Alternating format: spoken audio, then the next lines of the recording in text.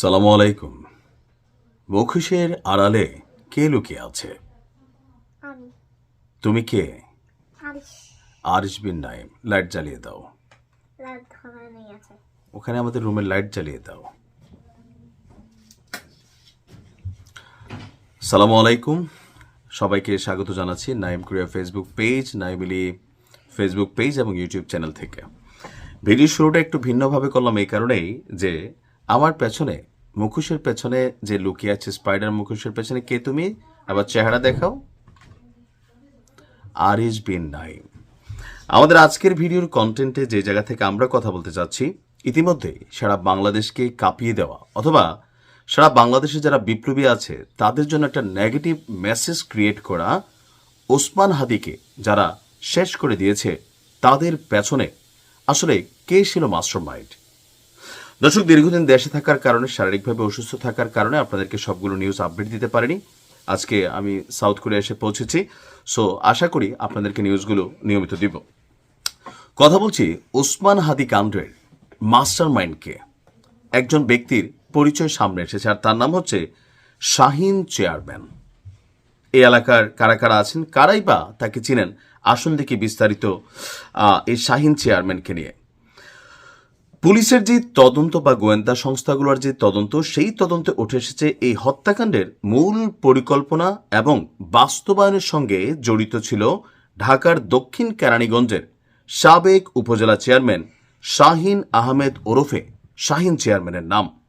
গোয়েন্দা সংস্থার ভাষ্য অনুযায়ী মেশিনারিজ এবং টাকা দুটোরই ব্যবস্থাপনাতেই সরাসরি এই শাহিন চেয়ারম্যানের ভূমিকা ছিল। এই ঘটনায় শাহিন চেয়ারম্যান একা ছিলেন না, তার সঙ্গে ঘনিষ্ঠ যোগাযোগ এবং সহযোগিতা ছিল আরও কয়েকজন ব্যক্তি, যাদের মধ্যে নিষিদ্ধ ঘোষিত ছাত্রলীগের সাবেক কয়েকজন নেতার সম্পৃক্ততার প্রাথমিক তথ্য মিলেছে। এরই মধ্যে কয়েকজন ব্যক্তির উপর গোয়েন্দা সংস্থাগুলো নজর রাখছে। গোয়েন্দাদের দাবি, হাদির উপর হামলার পর হামলাকারীদের ঢাকা থেকে সীমান্তের দিকে পালিয়ে যেতে সহযোগিতা করেন গোপালগঞ্জ জেলা ছাত্রলীগের সাবেক সভাপতি আব্দুল হামিদ। এই ঘটনায় তার সংশ্লিষ্টতার অভিযোগে তাকে গ্রেপ্তারের জন্য অভিযান চলছে। তদন্তে পাওয়া তথ্য অনুযায়ী হামলার আগে এবং পরে যারা মূল কিলার, তাদের সঙ্গে একাধিকবার যোগাযোগ হয়েছিল। জুলাই অভ্যুত্থানে শরীফ ওসমান হাদির সক্রিয় ভূমিকা এবং 5ই আগস্টের পর তার ধারাবাহিক বক্তব্য এবং রাজনৈতিক অবস্থান আওয়ামী লীগকে ক্ষুব্ধ করে তুলেছিল। তো সেই জায়গা থেকে শাহিন আহমেদের রাজনৈতিক এবং অপরাধী পরিচিতিও এখন গোয়েন্দা পুলিশ খুঁজছে।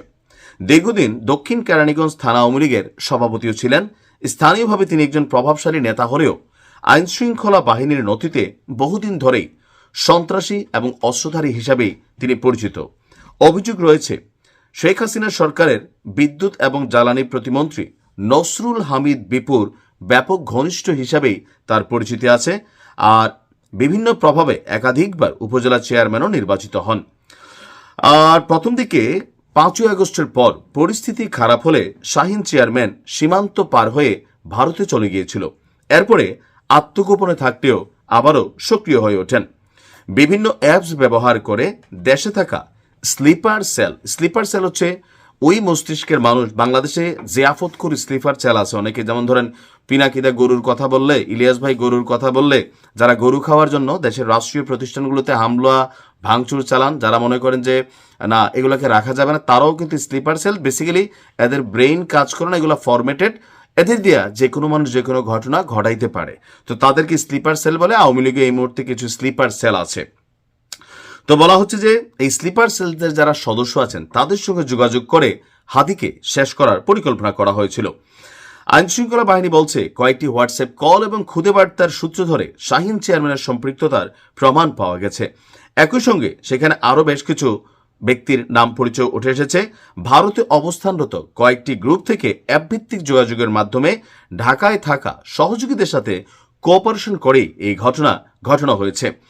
তো ঢাকা মহানগর পুলিশের অতিরিক্ত কমিশনার যিনি আছেন, তিনি বলছেন সব দিক বিবেচনায় নিয়ে অত্যন্ত গুরুত্বের সঙ্গে তদন্ত চলছে। এই ঘটনার মাস্টারমাইন্ড সহ বাকিদের পরিচয়ও সামনে আসবে।